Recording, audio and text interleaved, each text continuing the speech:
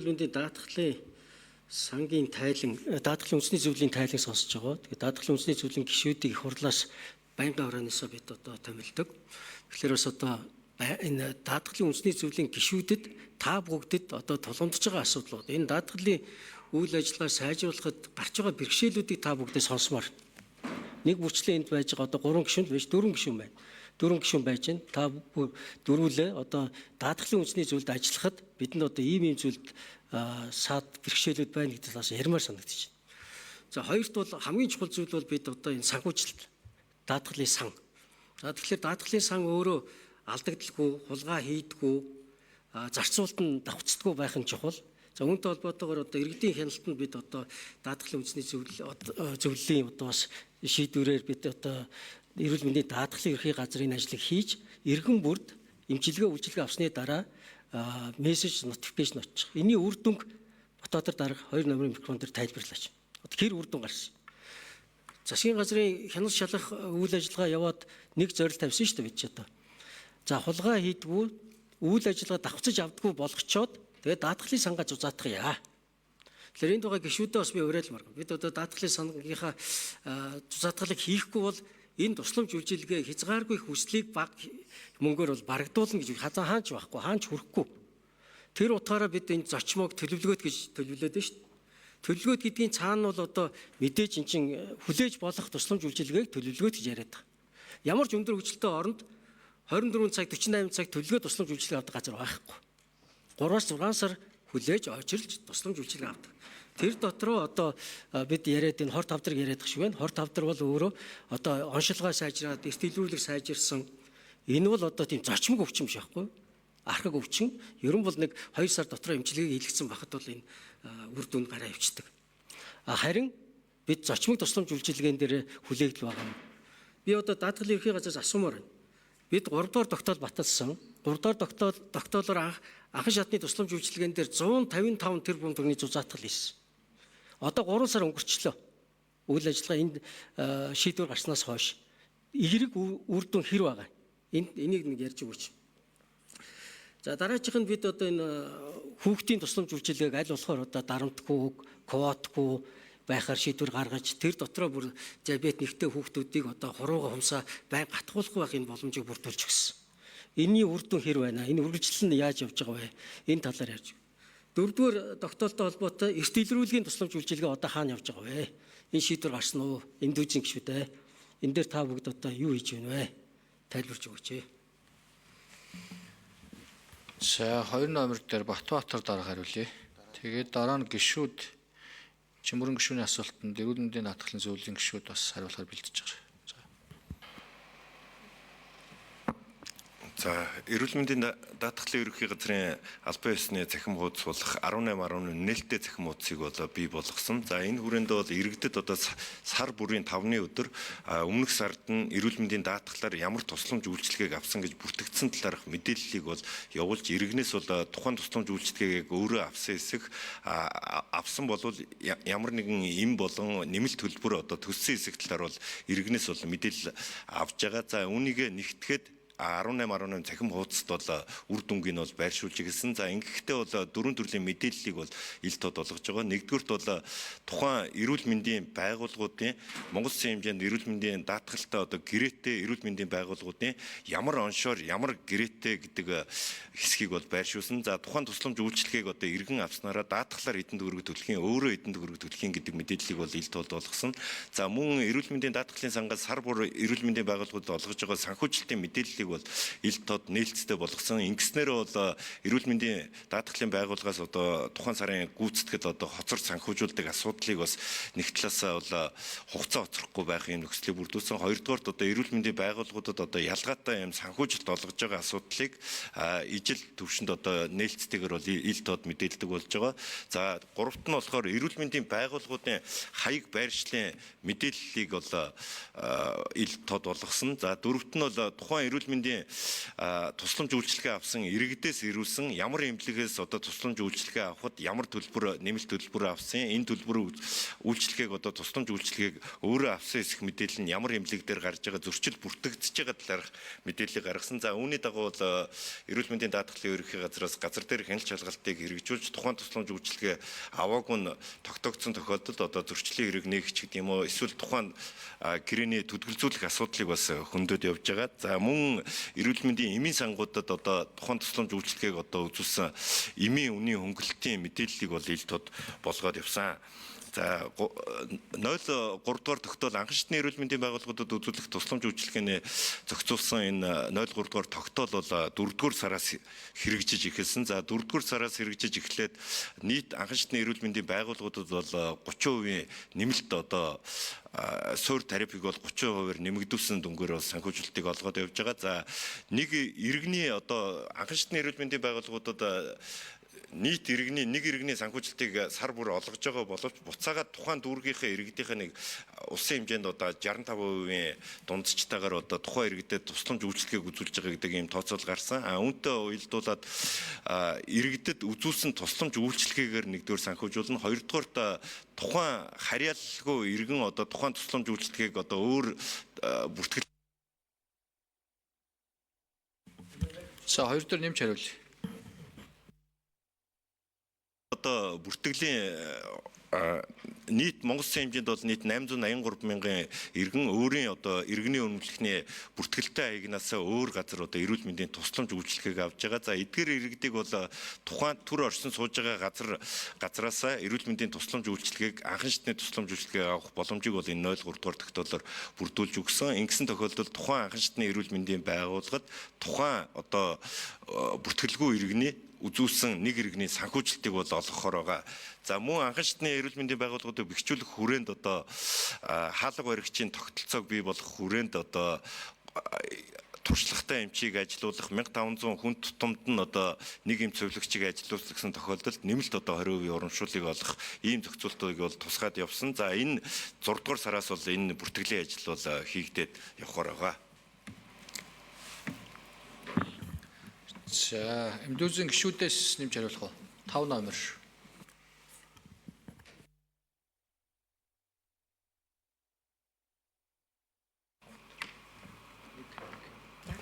Номерын микрофоныг өгье.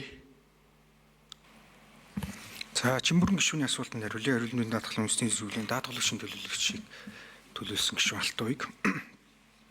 За эрүүл мэндийн даатгалын үндэсний үйл ажиллагаа бол одоо харьцангуй сүүлийн жилүүдэд бол үйл ажиллагаа бол бас анх одоо 2023 онд сонгогдоод томилогдоод ажиллаж явах үедээ харьцуулахад бол жил болгон хэцтэй явж байгаа.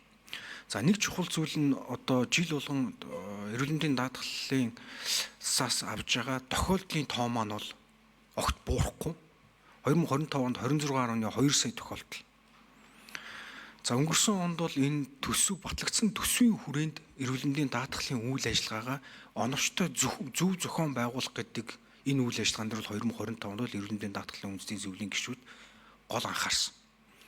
Төсөв бол хязгаартай байгаа. За хэрэгцээ бол одоо маш их байна.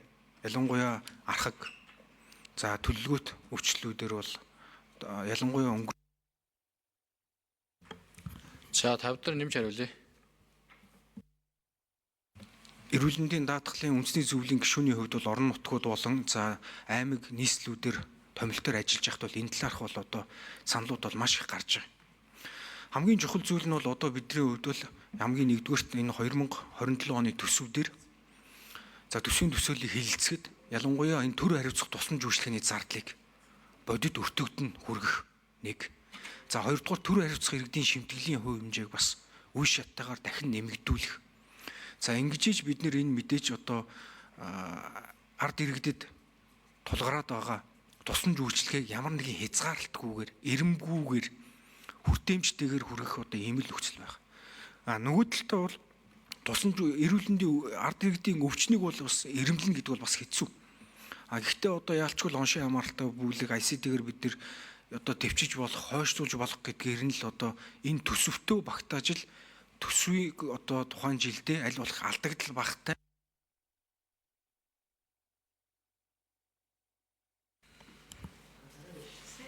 За дараагийнх нь хаана хариулах вэ? 4 номер дээр. За эрүүл мэндийн даатгалын зөвлөлийн гишүүд Одонгоо. За 4 номер. Байнгын орооны дарга эрхэм гишүүд та бүхэнд энэ өдрийн мэнд хүргэе. За Чимбүрэн гишүүний асуусан асуултанд нэмэлт хариулъя. За тулгамдж байгаа асуудлууд юу байна вэ гэдэг дээр цаана сонсъё гэсэн. Ер нь бол яг хуу гишүүдийн хувьд сангийн орлого зардлогыг одоо тэнцвэртэй байлгах нэгт, хоёрт гэвэл санхүүжилтийг өгч байгаа тохиолдолд үр дүнтэй, үр ашигтай байх талын одоо шалгуур үзүүлэлтүүдээр нэлээд анхаарч ажилласан юм он жилүүд байлаа. Тэгээд энэ дээр нэг зүйлийг тодруулж хэлэхэд одоо тухайлбал орлого бүрдүүлэхдээ бид нэр ажил олгогчдоос одоо хэтэрхий өөдрөг байдлаар сангийн төсөв төсөөлж 1.1 их 80-ыг ингэж төсвөлсөн сангийн амнаас. Гэтэл бодит байдал дээр гүйцэтгэл нь хөдөлмөр эрхэлж байгаа хүмүүс маань яг тэр тоондоо хүрээгүйгээс улбаалж энэ дээр бол 85.7% биелэлтэй буруу энэ алдагдал өөрөө ингээ ороод ирсэн. Тэгэхээр бол сангийн яам өөрөө бас энэ тооцоолууд дээр бодиттой ажиллахгүй бол ингэж хөөсөрсөн. За 4 дээр нэмж хариулъя. Энэ мэд байдлаар сангийн одоо орлого зарлагын тэнцэл алдагдж байгаа зүйлүүд бас байгаа гэдэг дурдмаараа нэгт. Хоёрт эмнэлгүүд өөрсдөө бас энэ нөгөө ковидын үед ч юм уу эсвэл яг энэ гүйцэтгэлийн санхүүжилттэй холбоотой бодиттой төсөвлөх за өөрсдөө одоо үр ашигтай байдлыг дээшлэх тал дээр ямар нэгэн хуулийн зохицуулт байхгүй, мотивац байхгүй байгаа болохоор энэ зүйлээр анхаарч ажиллахгүй байна. Гэхдээ сайн жишээнүүд бол гарч ирж байна. Хавал дүүргийн нэгдсэн эмнэлэг гэхэд өнөөдөр KPI-аар одоо цалин хөлс урамшуулаад тооцоод эхлэхэд нэг суулгч 5.3 сая төгрөгийн цалин аваад эхэлсэн. Суулгчийн дутагдлын дарилаад эхэлсэн ийм эерэг үр дүнгууд бол бас гарч байгаа. Гэхдээ нөгөө талд бас одоо энэ хяналт сул байгаатай уялдуулж бид нэр энэ зардлыг хянчдаггүй хяналт сул байгаатай холбогдуулж давхцал маш их байгаа. Тэгэхээр цаашдаа бид нэр энэ цахим одоо системийг нэг одоо системтэй болгож регистрийн дугаар.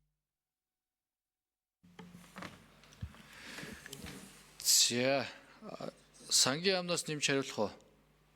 Энэ эрүүл мэндийн даатгалын сангийн төлөвлөлт зарцуулалт гэдэг энэ дээр бас үр ашиг дээр төлөвлөлт нь бас бодиттой бос байна гэдэг гэж байна. За 1 номер сангийн ам. Нэмэлт хариулт өгье сангийн ам анар. Сангийн орлого зарлагыг хэд өдрөөр төлөвлөсөн сул сангийн алдагдал өндөр байна гэсэн ийм асуудал бол яриад байгаа. Тэгээ эрүүл мэндийн даатгалын сангийн орлогыг бол цэвэр нөгөө гүйцэтгэлээс харж төлөвлөнө гэхээс илүү тухайн жилийн эдийн засгийн идэвхжил, за хөдөлмөрийн зах зээлийн нөхцөл байдал, за цалингийн өсөлт, за шимтгэл төлөвчдийн тоо гэд ерөнхийдөө бол эдийн засгийн суур үндсэн үзүүлэлтүүдэд харж агаад төлөлтийг бол боловсруулж баталж байгаа. Гэхдээ бидний зарим нэг одоо тооцож байгаа эрсдлүүдийг бол одоо бүрэн гүйц тооцож чадахгүйгээс улбатаагаар одоо орлогын хэмжээ дутах, одоо эдийн засгийн идэвхжэлтэй холбоотойгоор төвлөрж байгаа орлогын хэмжээ одоо бага бах ийм бол асуудлууд бол гарч байгаа. Цаашдаа бол энэ орлого төлөлтийг бол гүйцэтгэл болон эдийн засгийн идэвхжлэгээ илүү уялдуулах байдлаар бол төлөх ийм бол одоо шаардлага байгаа гэж үзэж байгаа. Тэгэхээр энийг бол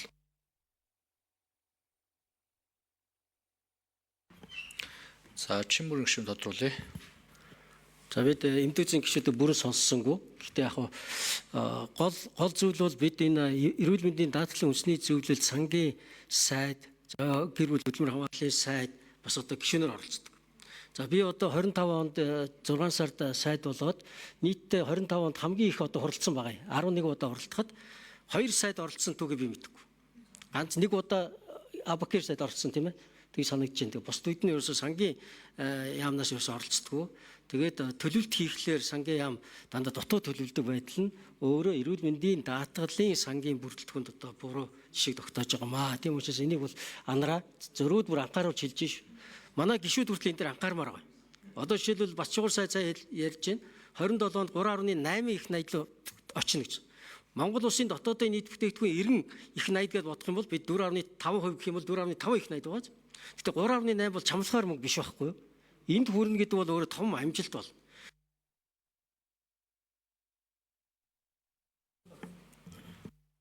За Чимбүрэн гишүүн нэмэлт мэт.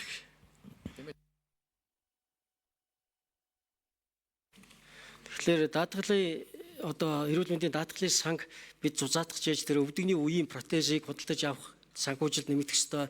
Зүрхний стенд тавьдаг. Тэр стенд чи өөр их хүнтэй байдаг, тэрийг авах хэрэгтэй байдаг. Гэх мэтлэнгээр энэ даатгалын санг зузаатгах. За нөгөө талаас түрүүн Эрдэнэт гишүүн бас чухал юм асуусан. Техникийн зөвлөл хэр ажиллаж байгаа вэ? Сая би гишүүдийг бас хэлээсэй гэж бодсон. Цалин байхгүй. Цалин нь одоо тусгаалan одоо төсөвт нь сууж өгдөг. Тийм учраас бид одоо 27 оны төсөв ярилцахдаа эрүүл мэндийн даатгалын үндэсний зөвлөлийн дэрэгдэх ажиллаж байгаа техникийн хороо буюу мэргэжлийн зөвлөгөө өгдөг байгууллагыг тогтмол цалин санхүүжилтээ бүтцийг одоо баталж өгмөр санагдаад байгаа байхгүй. Гэх мэтлэнгийн бид одоо хийх зүйлүүд биднээс хамаарах зүйлүүд бас их байгаа. Энэ дээр хэдүүлээ бас анхаарч ажиллая. За тэгээд ер нь бол энэ даатгалын үндэсний зөвлөлийн тайлбар учраас даатгалын үндэсний зөвлөлийн гишүүд илүү бас хариулж өгөөч. Тулгамжийн асуудлуудаа энд яриач гэж хүсье. За 6 8 2 хариулъя. Ер нь Чимбэрэн гишүүн энэ эмдүүзийн гишүүд бас асуудал юу байна? Тулгамдж байгаа асуудлаа бас энэ холбогдох байнгын хоороо гишүүд байгаа дээр тодорхой яриач гэдэг нь зөв шүү. Тэгээд тэр төлөвлөлтөн дээр асар их бас тооцоо судалгааны алдаа дутагдал гарч байгаас гүйцэтгэл зөрж гараад байна. Энэ бол одоо бас бодит бус юм тооцоолтой холбоотой гэдэг энийг бас анхаарах ёстой. Тэгээд мэдээж энэ эрүүл мэндийн даатгалын сангийн зардал бол өсөж байгаа нь сайн хэрэг. Нөгөө талд энэнийхээ үр ашиг хүртээмжийг яаж сайн болох уу гэдэг тал руу яг ямар асуудал тулгамж байгаа талаас нь энэ гишүүд бас илүү зөвөр. За 6 номер хариулъя. Тэгээд дараа нь 8. За байнгын орны гишүүдтэй энэ өдрийн мэндийг хүргэе. Эрүүл мэндийн даатгалын үндэсний зөвлөлийн гишүүн Архичаа байна. За би хэд хэдэн бас тулгамдсан асуудлыг давчхан бас хэлье. Нэгдүгээр санхүүжилтийн их үс сүрийг нэмэгдүүлэх шаардлага байгаа. Эрүүл мэндийн даатгалын одоо энэ сангийн хэмжээнд. Тэгээ үүнтэй холбогдуулаад тодорхой үе шаттай бас арга хэмжээнүүд авах хэрэгтэй. Ялангуяа улс төрчдөөс болж бас энэ эрүүл мэндийн даатгалын сангийн бас одоо хөрөнгө бас тодорхой хэмжээгээр бас буурсан тохиолдлууд нэлээдгүй байгаа гэдгийг та бүхэн мэдж байгаа.